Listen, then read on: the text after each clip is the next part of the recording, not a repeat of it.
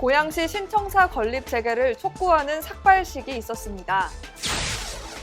부평 미쓰비시 줄사택의 문화재 등록이 추진됩니다. 경기도 내 산후조리원이 5년 새 24% 줄었습니다.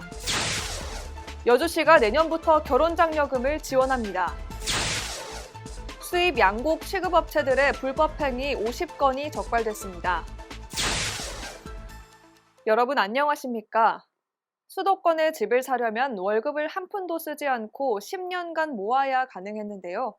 이 기간은 작년 한 해 동안 2년이나 늘었습니다. 그만큼 집값 상승세가 가팔랐다는 뜻입니다. 다만 올해는 집값 하락으로 이 수치가 줄어들 것으로 전망됩니다. 12월 21일 수요일 투데이샷 주요 뉴스입니다. 오늘 오전 고양시청사 정문 앞에서 신청사 존치를 주장하는 시위와 삭발식이 열렸습니다. 지난 2019년부터 추진된 고양시 신청사 건립을 이동환 고양시장이 제동을 걸자 주민들과 정치인이 들고 일어난 겁니다. 박현우, 문재호 고양시 의원들은 삭발까지 하며 사업 추진을 강력하게 주장했는데요. 신청사 존치 추진위원회는 실질적 행정적 절차는 끝난 것이나 마찬가지인데 모든 행위가 중단됐다며 즉시 사업을 재개할 것을 강력 요구했습니다. 이동환 시장 측은 시 재정에 비해 사업비가 과다하니 공사비와 부지를 축소하고 단계적으로 추진하는 안을 제시했으나 기존 안대로 추진을 주장하는 주민들과의 이견차를 좁히지 못하고 있습니다. 인천 부평에 위치한 미쓰비시 줄사택의 문화재 등록 절차가 추진됩니다.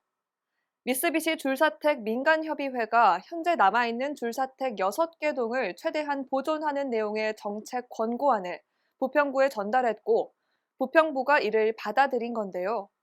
미쓰비시 줄사택은 일제강점기 일본 육군의 군수물자 공장의 노동자 합숙소로 당시 강제 동원된 노동자의 생활상을 확인할 수 있는 문화유산이라는 평가를 받고 있습니다. 부평구는 권고안에 따라 줄사택을 최대한 보존하는 방향으로 정주 환경 개선 방안도 마련할 방침이라고 말했습니다.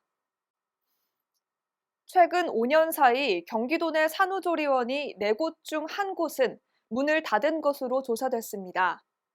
경기도에 따르면 2017년 193곳이었던 도내 산후조리원은 올해 6월 기준 147곳으로 감소했습니다. 출산 절벽 현상에 이은 코로나19 팬데믹으로 직격탄을 맞은 셈입니다. 올해 도내 출생아 수도 지난해 같은 기간보다 700여 명 감소하는 등 출산율 하락세는 멈추지 않고 있는데요. 경기도는 산후조리원이 없거나 취약한 지역에 공공산후조리원 2곳을 추가로 설치해 출산 가정의 경제적 부담을 더는 등 아이 낳기 좋은 환경 조성에 박차를 가하고 있습니다. 여주시가 내년부터 혼인신고를 하면 100만 원의 결혼 장려금을 지원합니다. 지원 대상은 여주시에 거주하며 내년 1월 1일 이후 혼인신고한 초혼 남녀입니다.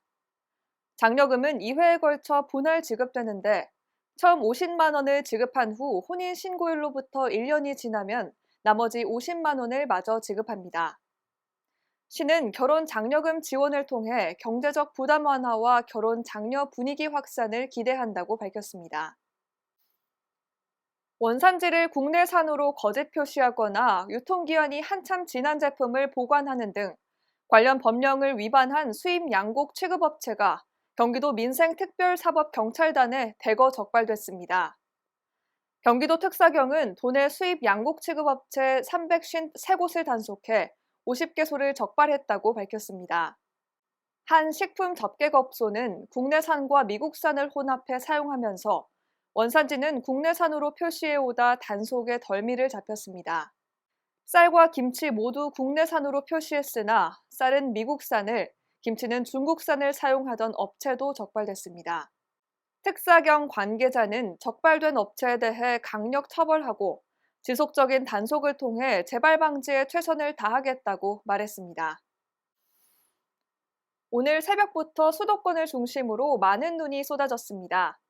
오늘 밤 눈과 비가 그친 이후에는 다시 강한 찬 공기가 밀려들어 전국이 다시 꽁꽁 얼어붙을 전망입니다. 추위에 대비하시기 바랍니다. 뉴스를 마칩니다. 시청해주신 여러분 고맙습니다.